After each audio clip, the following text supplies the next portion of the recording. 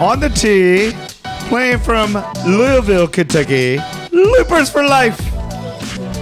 What up? Let's go. Game 16, I believe, Teague.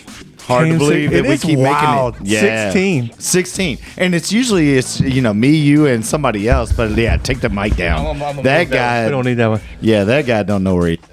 Hey, wrong one. There we go. What up, Joey? Hey, I think Joey's on the phone, right? Oh, he is. What's up? He's always looping. This guy's always out and about. I mean, Joey, are you on a tour yet, or are you just still caddying up at French Lick on one of those?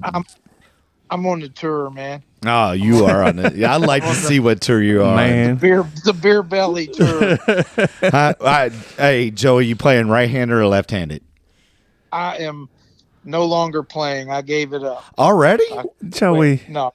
Come on. I got 19 clubs in my golf bag, and I don't know how many are left-handed or how many are right-handed. I'd be so disqualified from any tournament right now. 19 clubs. 19, huh? Do you got Yeah, what bag, do you go? You go like bags. double driver, double 60? I mean, like, what are the club selections right there, Paz? Right now I've got 2 drivers. Actually, I'm looking at my bag right now. I've got 2 drivers. I've got right-handed and left-handed, right? I got a right-handed driver, left-handed driver. I've got a left-handed, right-handed 7-iron. This is brilliant. I got left-handed and a right-handed 8-iron, and I got a left-handed, right-handed wedge, and I got, and this bag weighs a ton, I've got a handle of vodka in the side of it. Well, too. you need to take all those other ones out because, I mean, you got why don't you just have odds and evens right there, bro? I mean, if you can hit it right-handed and left-handed and you're that guy, be that guy. I have this is quick, T. And I'm not name dropping any names on this, but all my boys know who I'm talking about. This guy's left-handed and right-handed, definitely plays golf better right-handed, hits it stronger left-handed, only cares about how far he hits it, Joey. And I tell him, I was like, hey, bro, do the odds and even. Just figure it out. I mean, why don't you do the odds and even? I'd tell you the same thing, man. You can always have fun because and then you could be that guy. You're like, hey, you know what? I only play odds left-handed and I play evens right-handed. I want to be that guy. Actually, you know what? I should do that. I just was kind of goofing off one day and I threw a bunch of clubs in my bag. So I'm dead serious. There are a total of 14, 15, 16. There's 19 clubs in this bag. And how many balls do you think you have in there, Paz? How many golf balls? 3. I got 3 golf Come balls. on, man. That's a lie. That's a lie, dude. We know that on the other side of that bag, let's not talk about what else is in Joey's bag. Oh, yeah, well, I mean, we've already gone down that road. We went down that road. I'm not kidding. Game number 2, if you don't remember, and that was before we went live. And on all these syndicates. And hey, again, thank you for anybody and everybody that has listened to Loopers for Life. I know this has been a lot of fun for Teague and Joey and myself, and probably not as much for Teague because he is the production manager here at Tailgates Marketing. I got to take a couple hours to put this stuff up on the internet. Dude, I mean, what you have done for us in this studio and everything else, obviously, Tailgates Marketing and Media, look it up. But we've heard what's in your bag, and I do not believe there's just more than 3 balls in there. I mean, you got to have more. Okay, there's probably, honest to God, this bag, honestly, I've never felt a bag weigh so much in my life. What would you do if you was caddy for that guy? If I had a caddy for myself right now, I'd punch myself in the face. So there are probably, I'm not kidding, there are probably 5 dozen golf balls in here, and I'm not kidding, there's a handle of vodka in here because me and a couple guys went out and played a few weeks ago at some old crappy municipal golf course. I'm not going to say where. And to be honest with you, this might have been the funnest golf I've ever played in a while. We just said, here's what we're going to do. We're going to see how many holes we can play in the next 5 hours, and we are going to just count birdies. So if you hit it on the green and you got a birdie putt and you don't make it, just pick it up. We're going to the next hole. And we actually ended up playing about 23 holes. We played 23 holes in about an hour and 15 minutes. Wow. Oh, an hour and 15 minutes, 23 holes. Yeah, no, I'm sorry, 2 hours and 15 minutes. I don't know what I'm saying. Okay. You must have got in that bottle right there. You just saw that and just cracked it. We played 20 something holes, and was that here in Kentucky? Nah, I don't want to say where You don't we want were to playing. name drop where you were playing. I mean, Man. why not tell everybody where you're playing that Why fast? so Because secretive? yeah, I mean, Well, you know, just because we were kind of out. We were out just trying y'all to have snuck fun. on. You snuck on. Somebody was. I can kind see enough- Joey sneaking on. I seriously, I can see Joey Sears still sneaking on the golf course. Oh yeah. we I mean, snuck- we maybe that's snuck what on. happened over at Valhalla. I mean, you know, back in the day. I mean, did you sneak That's why on he one got day? banned. Yeah, we got banned over there from Valhalla for sneaking on. I mean, No, they were kind enough to let us on, and I don't want to throw them. there you go. All Let us right. on. well, I mean, it's interesting you talk about golf trips. I mean, and just the experience of it because I'm coming back from Yeah, a the great one, greatest right? place in America. I Yeah. mean, the home of American golf, the cradle, the Pinehurst Yeah. area. Did not have a chance to go to the main resort while I was in. I stayed at Mid Pines. Okay. Stayed at one of the houses there. Played Mid Pines and Pine Needles as our primary courses, which very much are, you know, it was Donna Ross's probably second baby. Right. You know, that was the first one that he had to travel down 5 minutes, where it was probably like 20 minutes back in his day, maybe a half hour. But you know, he owned the Mid Pines Hotel and you know the Pinecrest Inn had a big saying in the Mid Pines Hotel was built. That golf course has been restored by his name's Keith France, I think, or something like that, and he was a Core Crenshaw shaper, Okay.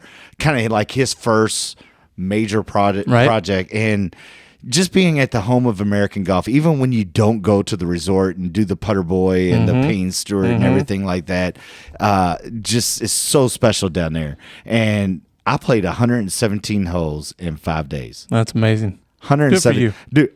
I mean, like I've Now never you've been played going that there many for a golf. while because I know they were one of my original clients 7-8 years ago. Mid And I- Pines? yeah, and I Yes. remember you coming back saying, "Man, I saw it," because you had like Oh, there was that's one of our right. cards or something. That's right. there. You had a card, right? I took a picture of that. One of our apps. That was First app probably a customers. Droid Auto back in the day when Yep. when I had a Droid. Yep. But yeah, I mean, Mid Pines is a fantastic facility, and then right across the street, Pine Needles, playing there and playing on what Yeah. they're going to host the U.S. Women's Open next year. Sure. Just such a great area, and so like when you go on trips and to Joey's point. I mean, you kind of get into a groove, and if you play that many holes, like if you play 23 holes in 2 hours, you're going to have it on groove, right, Joey? Oh, we were just like I said. We were just. It was. I mean, there was nobody else on the golf course. We had to play ourselves. Yeah, you're just going to be. I mean, I wish golf could just be that way. Just get it over with. Play 2 hours, go home. Oh yeah, Play all day. yeah, you know. play. I mean, yeah. Well, that's the big problem with golf is how long it takes, and honestly, that was until the pandemic. That was the thing that was hurting golf. Now, when everybody had all this extra time on their hands, Who cares? golf was just flirt right. Right? Who cares? Golf just blew up during the pandemic. The Yeah. pandemic's the best thing that's ever happened to golf. And Well, you're right, Teague. You're right. And excuse me, Oh, Joey. yeah. I mean, just for my perspective as a golf coach Sure. and a PGA professional, Sure. truly Let's one just of the hope some- truly one of the best things that ever happened to the sport Behind was Tiger that. Woods. Yeah, outside of Tiger Woods, and I mean because all the kids that had to put the pause playing all the other sports, Yep. and let's just use soccer for the example. Yeah. I mean, because that's the one that golf has always used, and you know this from the PGA show. They all had to play golf, and I Right. mean, and these kids started playing and realizing how much fun it is. And I would say that the PGA and the PGA members themselves, during that time, with all the additional responsibilities that Yep. they put on it, have put out their best foot forward. No doubt. I mean, man. and no doubt. really growing the game. I mean, like the drive, chip, and putts. I mean, all the PGA junior leagues that still went down last year during 2020 Sure. through the COVID. I mean, just all the best foot was put forward, and the game really thrived. Yeah. Joey, what do you say about that? Oh, I think. I mean, it was great. I just hope that they don't raise the price and drive people out of golf because it's doing really well. Everything's getting price raised. Yeah. Right now. Joey, that's a good point. But I do think that there's courses that fit certain niches and fit certain needs. And I think people are really smart about that. Even around here, I mean, there's country clubs that you can belong to if you're not a rich person. And I think that clubs are getting smarter about who their demographic is and who they're trying to appeal to. The other thing that clubs are getting smarter about is it used to be you'd go to a country club to get away from your wife and your family. That was the whole point of being a member of a country Right. club. But now you have to have family activities to get people involved. Absolutely. Yeah, and tell me, like you've seen that from Joey, from your perspective. I mean, you've seen it at a big small town as E-Town, and then Sure. also too at an exclusivity of like a yeah. town like Louisville. So, what do you think about like what T just said right there? Because that's a very valid point. Well, I just think, you have to adapt or you're basically going to, just go under. And No doubt. in this day and age, nobody really wants a country club. They just want a golf club to go hang out. They want places. They want the amenities for their family, like, just get the wife and kids involved in playing Yep. golf. I see more wives and kids on the golf course now at the club I belong to than, well, it's always been that way up there. But I see more kids, I guess I should say, on the golf Right. course now. Well, which and is they're great. doing more things for kids and Yeah. trying to get kids more involved as opposed to it being like, don't bring your kid around here. Right. Yeah, And in the 80s, that was the deal. Well, and every club You has couldn't- their own little feel too, and and every club has their own little niche, and and so some clubs want to be that club. Yep. Yeah. They want to be that's that fine. private club, and to where it's just golf only, and it's it could be Bravo golf. To where Oh, yeah. you're playing it all the way back at the tips, and it is what it is. But the trend has been very beneficial for the game over has. prior to COVID, Yeah. and then with that pandemic hitting, and people having the time and being able to not care if the round is 5.5 hours like it is at some of the local munis at times. Hey, let's go have fun. Who cares? We're all together and we're playing outside. And, the best thing, too, that came out of that for the game of golf was people started walking. Yep. Might not be for yeah. the cart revenue. Yeah. Might not be for the cart revenue, but it was a definite flashback to the old school game. Oh, yeah. Definite flashback. Well, There was nothing greater looking over and seeing, group after group walking and, young kids, moms, push carts. Who had push carts when they were kids? Right. Did you have a push cart? No. What do you think about No, push cart, Joey? you were the nerd. You had the push cart back in the day. That Hey, like look, those were pull carts, not push they carts. were Hey, pull carts. They they were were. two wheelers. I made sure I had the bruises on my shoulders before Everybody strapped it up. I wasn't going to pull a pull cart. Nobody There's no was. way. But if you're not No pushing way. one right now, you're behind the curve. You're right. You're losing You're two right. strokes. For sure. It's a proven fact from Titleist Performance Institute, the Yeah. TPI, that you're losing two strokes. That's crazy. Stroke and a half or something like that. The average is a stroke and a half just because of the weight on the shoulders. Well, let me give you another. I'm going to give you another example of this. So, my family was a member of Oxmoor Country Club when it first opened. And is this a sponsorship moment right here? No, it should be, but we're looking for sponsors. We're on Apple Syndicate. There you go. We're on Spotify. We're on Facebook. We're on YouTube. iHeart. Keep on going. Yeah. All right. So you're over. All right. So we're charter members at Oxmoor Country Club, and so when I was young, I played a lot of golf when I was little, and I was a pretty good player as I was young. My dad would take me and play me in the Sunday game early 8 a.m. at Sunday mornings. There was guys like John Young and some of those early members over there that hated it, that thought it was awful that there was a kid playing, even though I was better than them.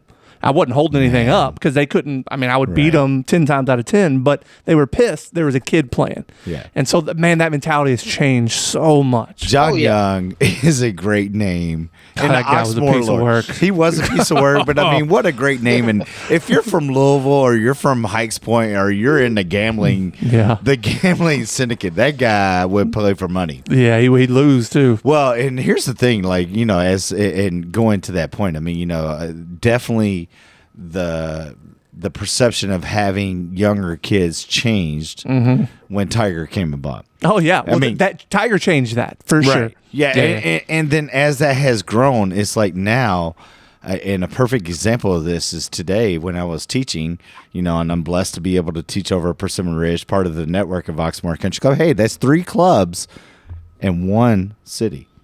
Pretty awesome. It's pretty awesome. And Oxmoor Country Club, Polo Fields, and Persimmon Ridge. And you got to give Craig Hebert some due there, man. That guy, we could talk he's about brilliant. that at another time, and we could also talk about Joey's facility where he's a member at. It's one of the best facilities in Louisville. Sure, but on the putting green this evening, and I gave a putting green lesson, and we have one. Fortunately, we have one in the academy. It's kind of wind stricken. It doesn't get a lot of air back there, and it's suffering still pretty right cool now. though. It is nice to have, and And but I went up to the front putting green, which I haven't been up there in quite some time. The big one? Yeah, right in front of the clubhouse. The Okay, I got you. clubhouse. Yep. And I mean, and what they're doing over there and building a short course, a 6-hole facility that's Right. going to be right off of the putting green in between holes 8 and 9. Another story. 8 kids are up there practicing putting. Now, this is also the home of both the kids that won the AJGA Justin Thomas event here in Louisville, Kentucky last week. Okay. They both practice and play at Persimmon Ridge. Okay. One of them trains with us at the Golf Academy. Okay. The other is just a member and a grinder and baller. A good player. All right, very well. Obviously, a good player, right? And so when you see the amount of kids practicing, and you see that, I mean, that has changed from Tiger Woods, and then that has only grown bigger and better. Yeah. Since the PGA Junior League. Yep. And hype up to the PGA of America. Yeah. Joey, I don't like as a PGA America member and a grown caddy, the last thing I want to associate myself with is a PGA of America member. Right. But what they have done, I'd rather be a caddy. But what they have done with this PGA Junior League thing, it's been great. It's the greatest thing that they've ever done. Now, I say that tongue in cheek, and if you want to take my membership, then you're losing $300. I mean, that's what it is. But I mean, I definitely hold it in high honor, Sure. just because of what we have done for the game in that regard. No doubt. And has brought it full circle. So these clubs that have thrived during COVID times and that thrived through the pandemic have been ones like what you said, are playing, to the families. And it's great to have that, right, Joey? I mean, you see it out there at your facility. Yeah. Well, here's something that I've noticed that has changed. I mean, I grew up, and of course, I didn't really start playing golf till my later teens, but I did play when I was 9 or 10, 11. We would go up Iroquois Golf Course and hang around. And here's something that I don't know, I guess you guys can relate to this. This is something that's changed quite a bit. So when I was 9, 10, 11, 12, 13 years old, and we would go up to Farnsley and play golf, or we would go up to Iroquois and chip and putt and look for golf balls. I remember going out on a golf course one time. I was probably sneaking on, so I probably deserved this. But I remember. We're going to have some sneak on comments today. Let's talk about that tonight. It's late night. It is late night. Well, I remember going out to the tee one time. Me and a buddy of mine, we put a tee in the ground. And we were going to play. We probably paid our green fee because there's no way. No, in the you world didn't. You already said you snuck on. There's no way in the world we would have. There's no way in the world we would have walked the number 1 tee had we were sneaking on. But I remember these guys coming up behind us. It was me and my buddy Jeff, and they said, "Boys, let me tell you something. If y'all tee off in front of us, we're going to pepper a ball right up your ass." And they made us wait till they teed off. Now, I just remember being run off from the golf course when I was growing up. Oh, I believe it. Absolutely, Joey. That was how many the times? deal. Yeah, how many times? I've gotten run off. I remember now, that. Me and my friends, we used to practice like crazy. We would drop balls around the green and chip and putt, and we would, me and Marshall Butler, Mike Rowland, Drew Holton, we would hit balls until we couldn't see, and even continue hitting them after we couldn't see. We just loved doing it. But I remember. And this isn't knocking on anybody at Bobby Nichols. There were some great guys over Bobby Nichols. But I remember one time throwing some balls down over Bobby Nichols about maybe 50 yards from the green, right of number 2. We weren't really hurting anything. We were in the rough over by the little gazebo where they used to have the pig roast, if anybody knows anything about Bobby Nichols. And we started chipping balls onto the green from, say, 50 yards. And this guy comes out of the shop. Probably Mr. Dow Ripple, who was a really great guy, but he's just like, you kids, you need to get out of here. I mean, you can't be out here tearing the golf course up like we're really tearing the golf course up. I mean, we're hitting some shots. You don't see that nowadays. Kids are just free to do what they want to do, when they want to do it, as far as practicing around the golf courses, and I think that's absolutely wonderful. It is wonderful because it's great for the game. It's great for the game, and those kids are going to join those facilities where they're able to do that. And so, when you look at, I can remember back when I was a head professional and I started kind of doing what I'm doing now, and I sold this at my club that I was working at, and brought in my partner we're going to have a talk about my partner tonight. Corey Kaufman. I mean, what he has done over the last few months. When's Corey coming on? We got Corey on. If we didn't have Joey, the next time Joey's in studio, Corey's coming on. We need to have Corey come We on. need to have Corey come on. I mean, he is by far one of the hottest coaches. Right. And I mean, he is hot I know. because he's my partner. That's right. But I mean, life partner. No, he is my Ace life and Gary. But we are Ace and Gary. I used not to be Gary, but I'm in. But these kids, and when I sold my board at that point in time, when I brought him aboard, I said, "Hey, this kid." When they learn the game of golf, whether they learn it from him or me or whoever, right. My assistant golf professional, they're going to learn it at your facility, at this facility. Yeah. And guess what? They're not going on tour. They're not. Hey, guess what? All my students that I'm teaching now, maybe one of you going on tour, and I hope that you do. Right. You better be working. There's no hope in golf, but there's a hope as a coach. Sure. Right. But when you're out there playing, there's no hope in golf. Right. Right. So, there's only 1% that are going to go to the big tour. To make it to the top. Which we're going to talk about one of the 1% in Louisville, man, Kentucky, who one. works with my partner, Yep. who has really just balled out. Well, let's go there. Let's go there. So but hold on. I want to Corey go was back. I want to instrumental. go back to having kids at your facility and growing together. It's huge. You're right. And I would say that during that time, we were trendsetters. Yeah. We were doing something that Louisville's never had done. And then you see all these clubs, they're doing it now. And what I told them, hey, they're not going on tour, but you know what they're going to join? Where they learn the game. Absolutely. And tell me how your membership's doing now. Absolutely. Right? Tell me how your membership's doing now, Joey. Tell me how your membership's doing now. Because your man over there kills it in junior golf. Always has. We've got so many young members that come up through the junior ranks at our club, and we've just got even young guys in their 20s, mid 20s or 30s that just now started playing golf that have joined. I mean, it's great to see. I mean, it's absolutely wonderful to see. And let me bring this up.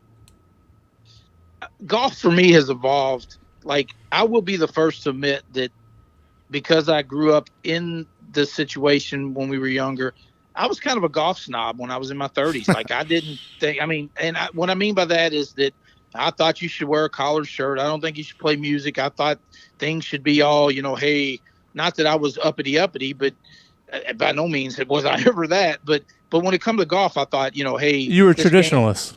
Yeah, traditionalist, I guess. Now it's like, I wish clubs would just let me wear a damn T-shirt.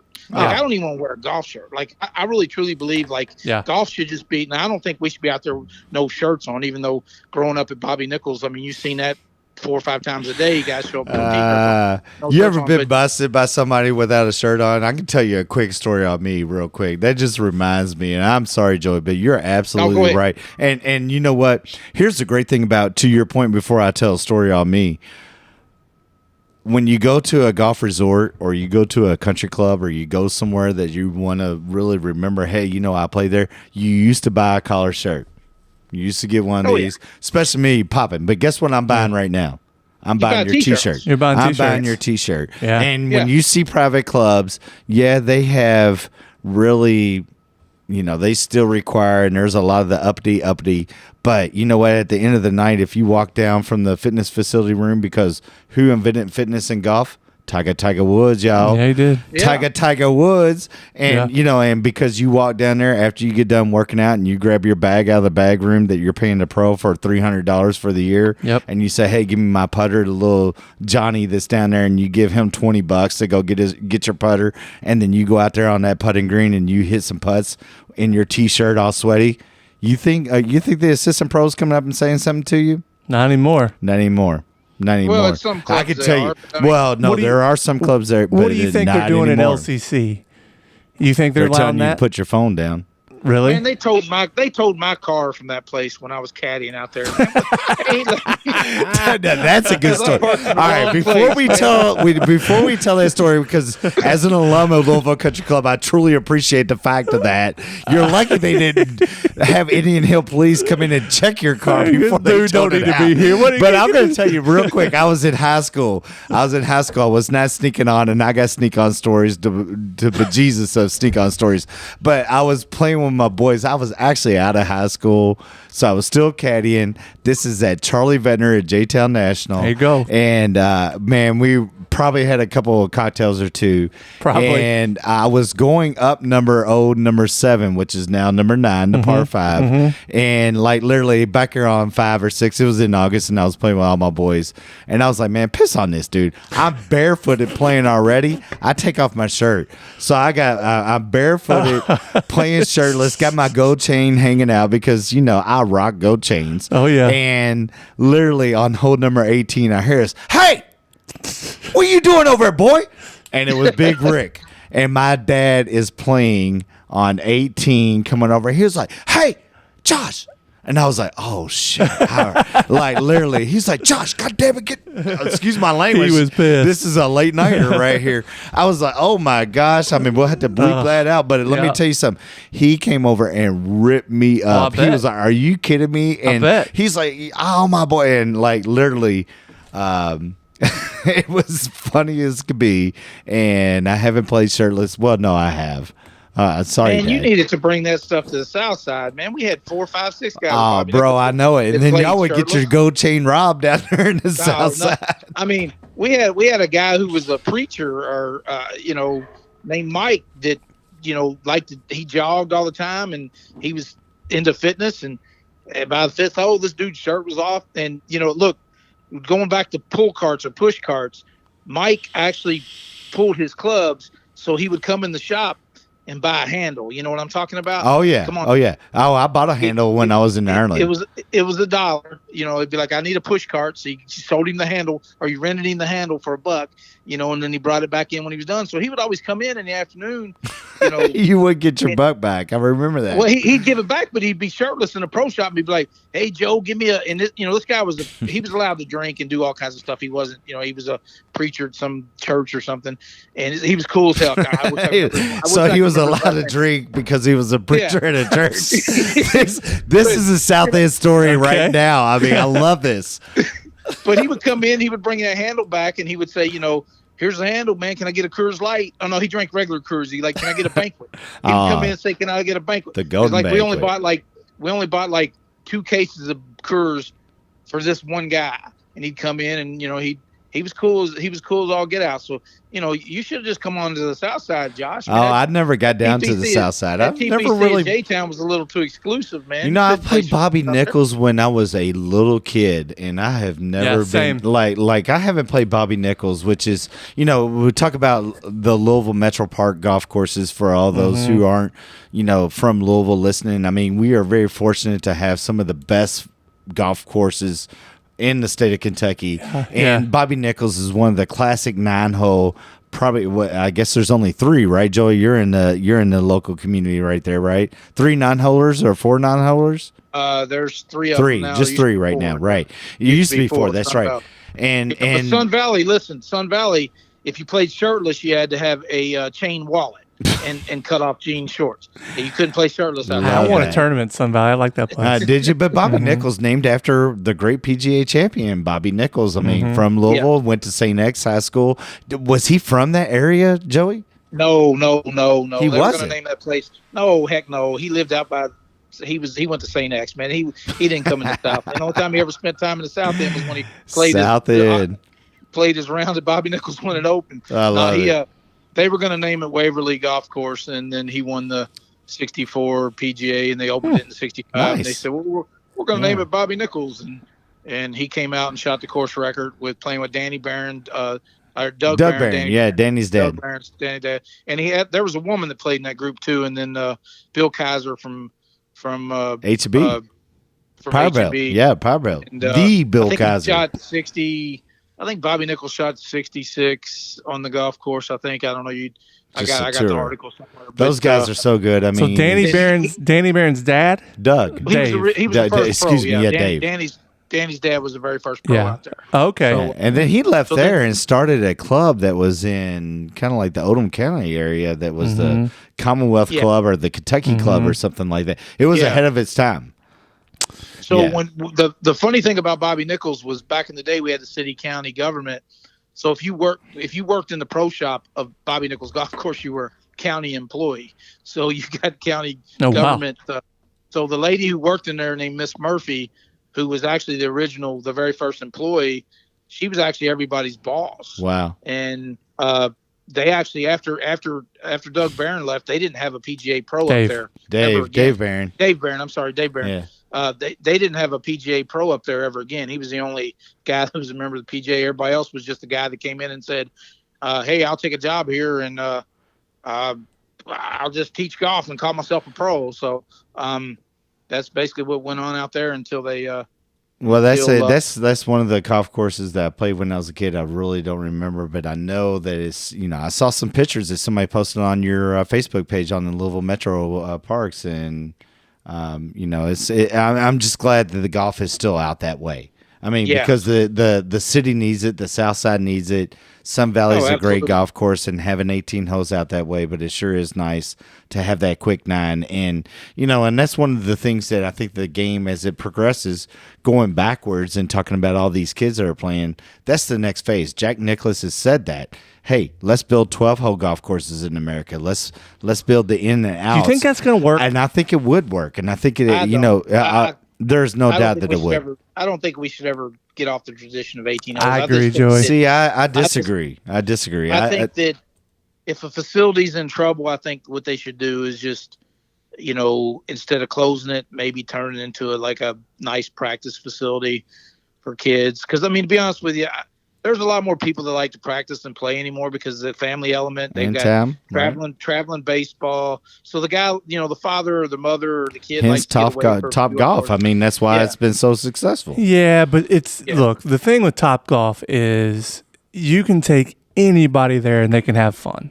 It's great food, drinks, and I don't care what your skill level is. You can have fun at Top Golf if you've never played before. I mean, I can take my wife who doesn't play there. Some high heels and the short skirt, and take a bunch of pictures and put them on Instagram. You're a star. They socialized golf, and honestly, that's what people need to do more of at these country clubs. Well, I mean, to me, I just think that the 12 hole is a concept of something that has been around in the game. Maybe not 12 holes, but 6 holes, 9 holes, the 9-hole loop. To have multiple tees, I just think that, if you can maximize the land and build something, and I just go back to what the Cradle is down in Pinehurst. I mean, there's 9 holes on, let's just be nice and just say, simple math, 500 acres, that you put these 9-hole creative, little short par 3s, but have multiple tees that you can come back and play it different ways. And if there's nobody there, it's kind of like one of the pictures that you posted on your Twitter account, Joey. Over at the dive course. I mean, just making up a golf course is so much fun. And as a kid, and one of the things to go back to name dropping. I mean, old school names Oxmoor. I'm going to drop an old school Louisville Metro guy on Joey Sears here, Mark Pilates. One of the things I first learned about was yard golf from Mark Pilates over at Charlie Vaughn. Yeah, and this guy, we would just make up holes come November through February over at Charlie Ventnor that were amazing.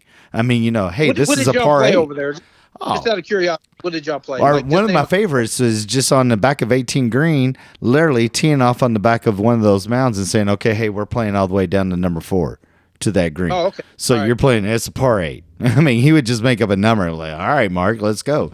And so we did this at Iroquois growing up. Just so much fun. I mean, and we haven't talked about your car being towed at Louisville Country Club. I feel like it's an appropriate time, but we can't today. We're going to have to move on. We only got a few. He says it's quick. Let's hear it. It's a quick story. Well, all right, before we move on, and I just want to keep all of our viewers posted here, we definitely got to talk about our Louisville guy. We definitely got to talk about our fantasy draft picks. Yep. And we definitely only have about 10 more minutes to do this, right, Teague? Yeah. All right, so go. Oh, okay. So basically, my dad would drop me off there, and I would run to the caddy shack. So I would go across the 18th and the putting green because they were the same green back in the day. So when I got to be 16, I just thought that's where you were. When I got to be 16 and I could drive there, I thought that's where you were allowed to park. I had this old lowrider Chevy Malibu that set about 2 inches off the ground. I had a mullet. I got out of my South car. Ed.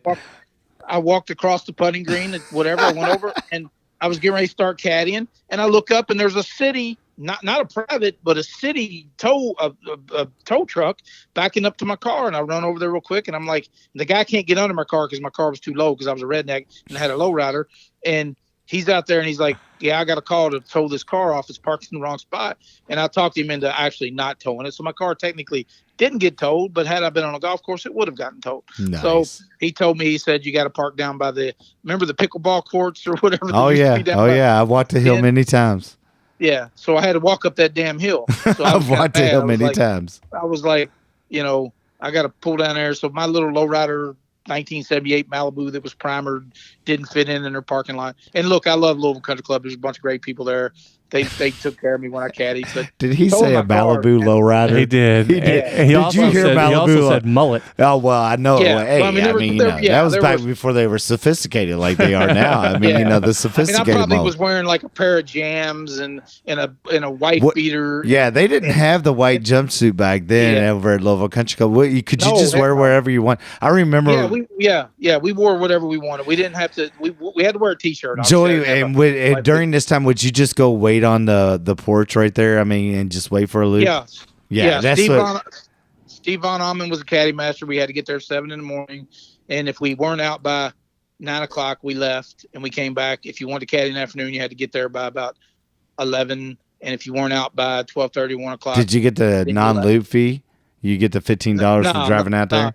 No, you didn't know. So when I worked there, we had caddies, and we were the only facility outside of Valhalla. One of the reasons why I got hired there is because I was a caddy, and so I came over and ran the caddy program for 2 years while I was there. And as you remember, Teague working for me. Me and you started a caddy program over at Oxmoor, and I was the only one that had a caddy program in Louisville outside of Valhalla, because at that time Louisville Country Club's caddy program fell apart. But I'll never forget having all those kids kind of just come out, and it was totally different than when I was caddying, because I would call and I would get the Josh, I'm sorry, I don't have anything till 3:35, and it's with that call, right, Joey? I mean, who's that guy, right? Oh, yeah, Don Nuzzo. The greatest caddy master of them all, and but Josh, these son of bitches over here. You knew you were in his doghouse when he answered the phone and said Valhalla, and you say, Don, you got anything for tomorrow? And he go, no. And hang up the phone. Just hang up the phone. Don't call me back. Just hang up. I mean, he wouldn't know who you are. Before there was like number calling and or like where they would flash up the numbers, or you would know who the names are of like who you're answering. Yeah. Don knew who was answering. Oh yeah. This guy could do it. You had to ride the pine at Louisville Country Club. Oh yeah. You know what? We may have gotten like $1.50 if you didn't go out, but I always went out that afternoon with Mr. Emery or Mr. Starks. There you go. I never had to worry about it. Yeah, I love some Mr. Starks. I mean, what a great man. And one of the things, we had a non-loop fee, and so we would tell these kids, okay, hey, you didn't get out, and there was less and less members taking them. Now, could you imagine if they had a caddy program last year? They would have killed it. Oh, they would have been able to bring it back. And my man, if you're listening to me, you know who you are, and I'm talking about the director of golf now, who's over there. Can't believe you don't have a caddy program over there still. Agreed. And it's just disappointing, because they would have killed it last year. Mm-hmm. Absolutely killed it. And the game of golf and the PGA, here's another one. I'm going to pull out my PGA badge on you, Teague and Joey. They started a Fore caddy program at 3 or 4 clubs, similar to what I used to run back in the day, not trying to pat any backs, but that was a big thing that has been a movement for some of these clubs to bring back the Fore caddies at these events and during their tournaments and through the Kentucky PGA. Smart. And really smart. I mean, it's getting kids involved into the game. Sure. So it's been great. But they would have absolutely killed it. Do you think that, do you think these kids nowadays are going to work for, what are you going to pay a kid to caddy now? Like, let's say $10 an hour. So cash.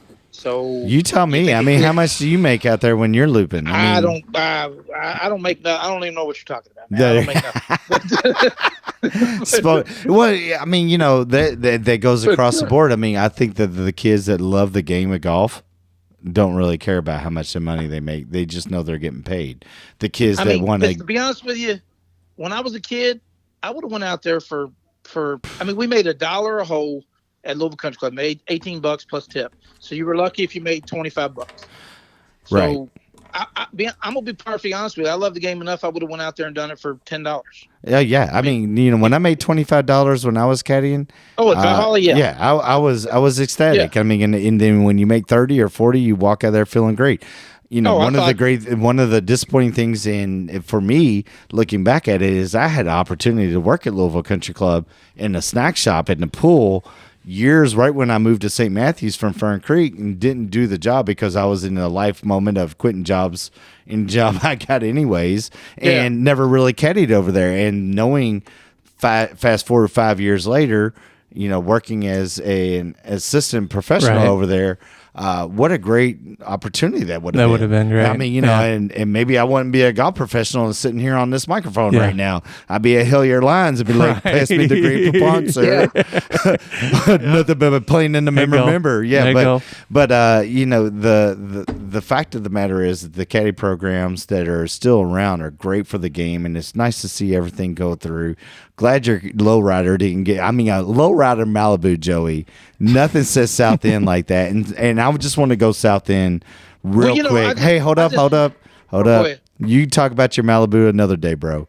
Let's talk about some Jarrett Wolf. Yeah, there you go. Right. Let's talk about Jarrett Wolf. Am I right or am I right? So one of the 25 Corn Ferry guys One to of the graduate. 25. How many times he went on tour on the Corn Ferry Tour last year? Twice. You know, he's never played in a PGA Tour event.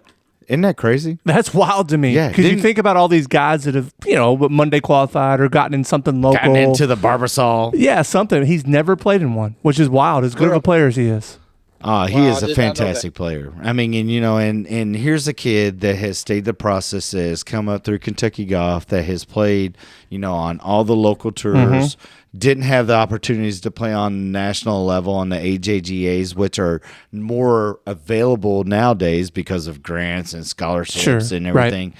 But, you know, he didn't have that opportunity. A guy that really didn't have an opportunity to play college golf at anywhere that was significant. Yeah, Murray State. Yeah, but, you know, he went to Murray State and they are very significant.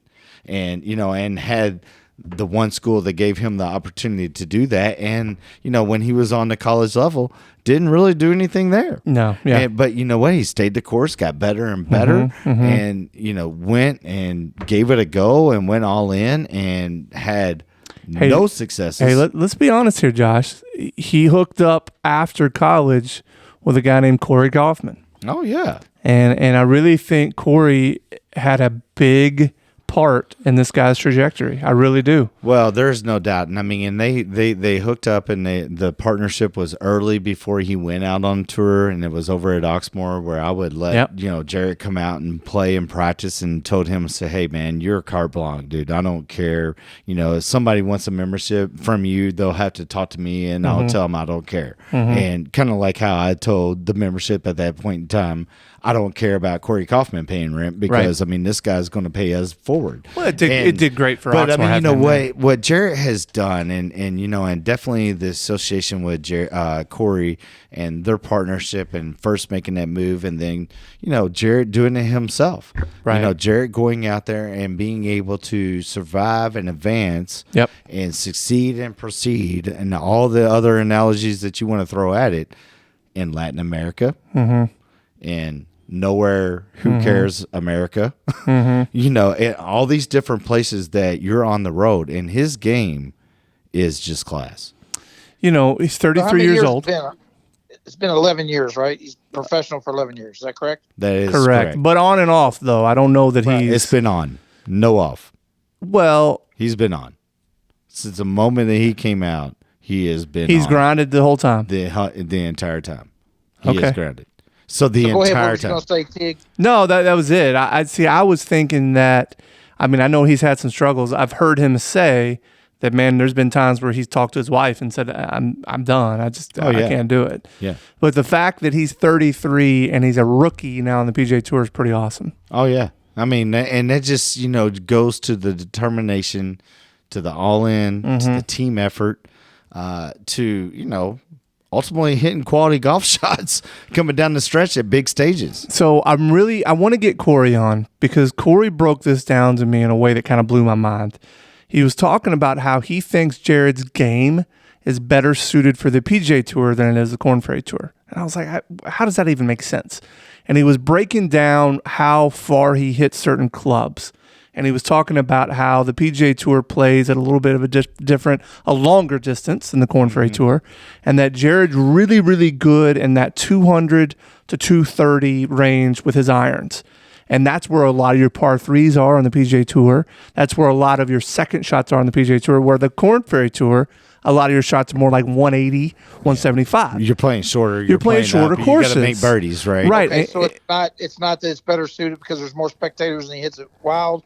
Okay, I thought that might be No. That'd be for you and I, Joe. I'm just making Well, a it's joke. because, That'd be for me and you, Posy. he's a big guy. Right. He's 6'3", 6'4", hits the ball a long way. Right. And Corey really broke it down even more than what I didn't do it justice. One thing, but it's pretty cool. Well, I'll tell you one thing. I mean, that is amazing about my life partner, about Ace.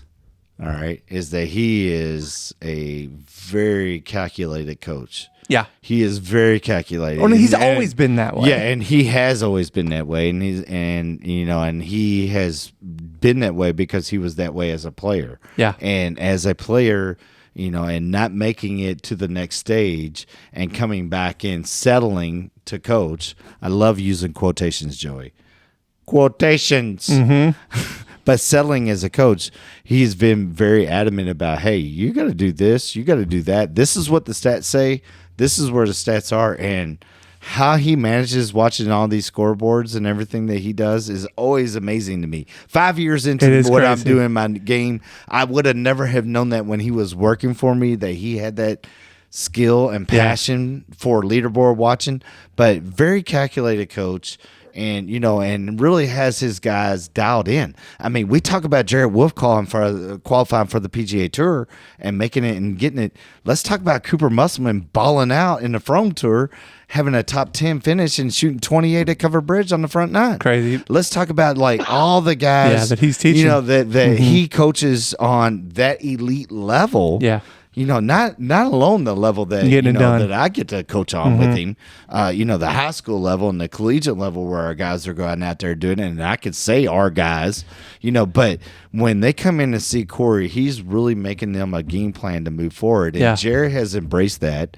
There's no doubt over the last 2 years since they have been reunited and really working together that Jared has thrived. Yes, he has. I mean, and he has really moved his game to where he's gotten dubs out on the Korn Ferry Tour. Got the Battlefield promotion, and the next step is going to be him playing under the ropes at Augusta National. Pretty awesome. And he's going to be there. So, for a Louisville kid in the South End. What do you say about that, Joe? Butler High School, baby. Butler High School. That is that's right. Is that your alma mater, or are you PRP guy? Nah, man, I went to the University of GED, man. I didn't even go to school, man. I was homeschooled. Homeschool. GED, the homeschool before there was homeschooling? Hey, let me tell you. I was jumping on the bed and riding my bike through the neighborhood and watching soap operas, man. I'm telling you. So I remember playing high school. Now, Corey was a great player himself. I played high school golf with Corey, and I remember walking off the 18th hole at Charlie Vettner, and my dad making a comment to Corey like, hey, how'd you do today or something? And Corey's like, my greens and regulation was 84% and this and this. He threw out all these numbers. And my dad looked at me and said, how about you, Teague? And I was like, I don't know. It's like I shot 78. I didn't play good. And I walked off and he looked at me and was like, man, he was really impressed because Corey's always been analytical. That's always been his thing. Yeah. So he's been able to take that and put that into coaching, and it's been pretty remarkable to see. It's fun to watch when he goes teachy. I mean, I know. As being Gary and the new Gary. I'm like the new Gary. You are the new Gary. I know. I mean, it's like, but it is what it is. I mean, when you're Gary, you're just Gary. How many people are listening and have no idea who Hasten Gary is? There's not many. Do you know who Hasten Gary is, Joey? What? Say his first name? Ace. Do you know what Hasten Gary is? No, I See, haven't. I have a feeling, Let's not Josh. have anybody.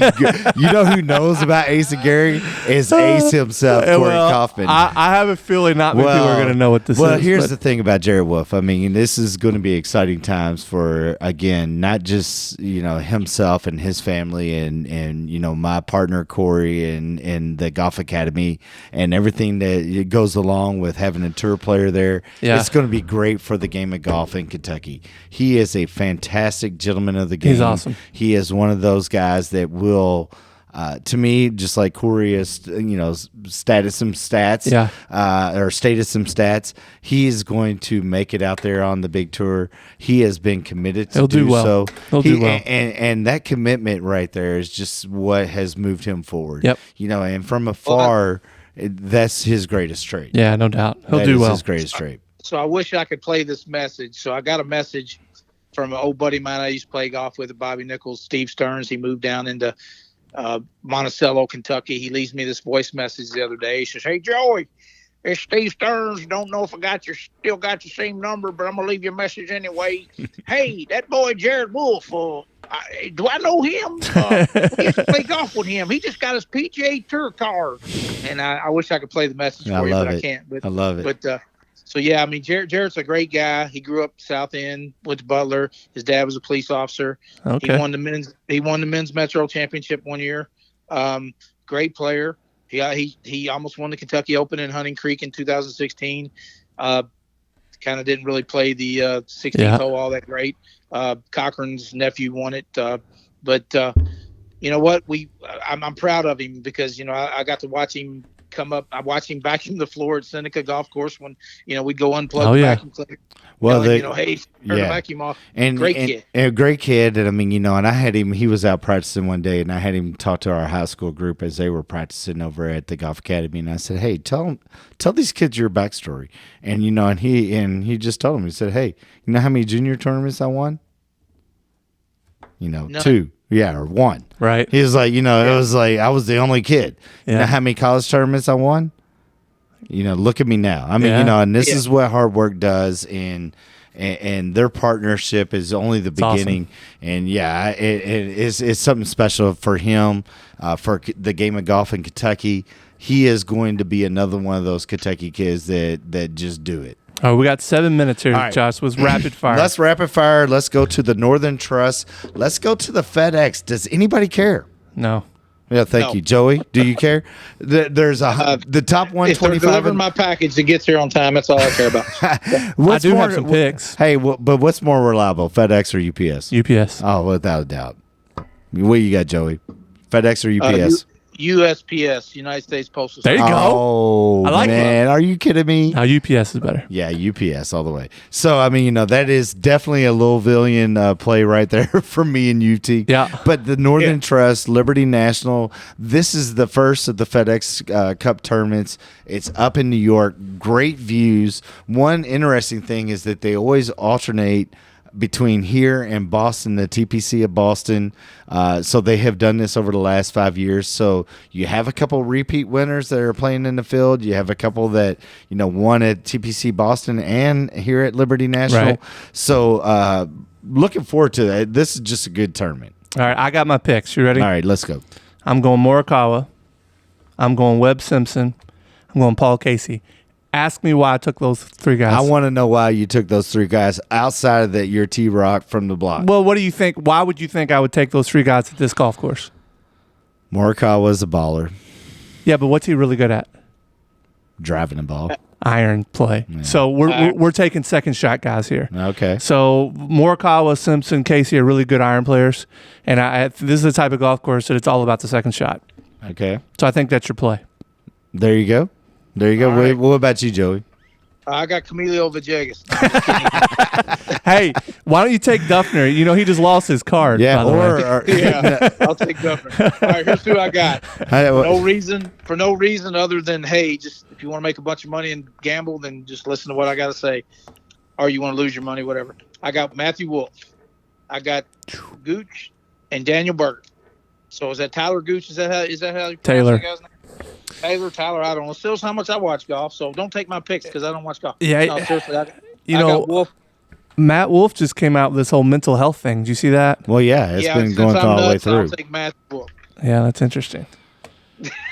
Well, I'm surprised you didn't take J.R. Smith. Did y'all see that? J.R. Smith going in for NC North Carolina State. I know you're a world-class athlete, but you're not just going to pick up golf clubs and go play college golf. If you got eligibility and you want to do that, well, I know. And look, for the spectacle, they're going to let him play. But I don't know. I mean, he's going to North Carolina State A&M or something like that. North Carolina A&T. A&T, which is was it his alma mater? No. He didn't go to college. He went to pro straight out of high school. He was going to go to North Carolina. J.R. Smith he wouldn't have any eligibility. Yeah. He went straight out of high school. Mm-hmm. All right.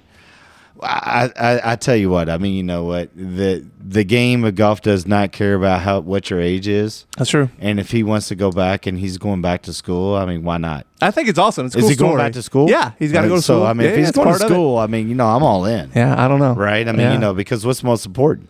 I'm with you. The school. Who you got? You know, who would I got? I'm going with one person now, and I'm going with JT. I'm going with Justin Thomas. This is his time of year. This is his time of year. This is his golf course. He played well here in the President's Cup. I'm not name picking anybody else. I'm just going one picks for the rest of my life. I'm not giving you anybody else that's deep from the field because I like front runners. Brooks Koepka. I mean, I don't know if you heard me drop that name, but I mean, he looks awfully good right now too. But I do like JT this week. I like JT. I hope so. I do too. I mean, you know, I think he plays well here. I mean, he's played well here in the past. You know, the fact of the matter is second place. It's the second shot golf course, like you said. You're picking the chalks from that front end from the fantasy perspective, but really it's going to come down to, especially for JT, is he making the putts? So, you know, his putting coach is from New York.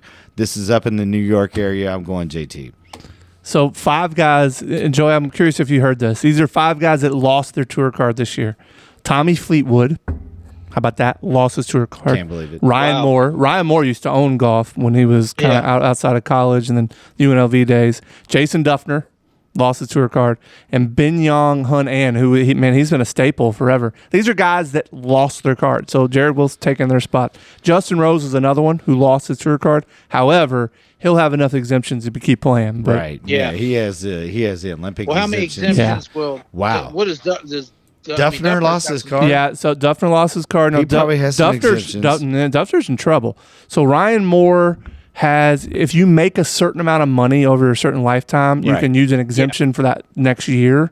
So Ryan Moore, and I don't think, Fleetwood has played in 88 events and has like 3 or 4 top 25. Yeah, Fleetwood's not really worried about it because, I mean, he's making his money on the European tour. The European tour, and he will be able to be inside that and be able to get his exemptions coming from the European tour and from his. So he's, and really, he hasn't been focused in on America. So, that one I kind of throw out. But the American names that you just dropped there, that was some name dropping right there. Hey, Duffner's going to be on the Korn Ferry Tour next year. Did Duffner not have the greatest freaking Duffner? Like when everybody was Duffnering. I know. You remember that? I mean, everybody was just sitting around Duffnering. But he's off the PGA Tour. The dude was sponsored by Dude Wipes, man. I mean, at some point your game's going to go in the shitter, man. That's true. I mean, your game's going in the shitter at some point when you're sponsored by Dude Wipes. See, that's why we got you, Joe. That is way good. Back right there, bro. That's pretty good. Dude, that is way back. Well, hey, listen.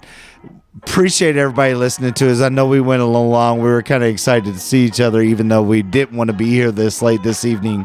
But there's some bump right here. Let's go. Hey, check us out. We're on YouTube, Loopers for Life. We are on Apple's podcast. Yep. We are on our Facebook page, Loopers for Life. Twitter, Loopers for Life. Yep. What else we got, T? So iHeart, Spotify, you name it, man. If you can find podcasts, you can find. We are coming at you somewhere. We're going to have jams like this all the time. Play it out. We'll see you, Joey. All right, buddy. Hey, that'll be good. Good luck looping, Joe. Hey, all right, man. We'll see. Play left-handed, bro. Get that combo. Take all those stuff out. I will. I'm going to go win a tournament that way. I love it.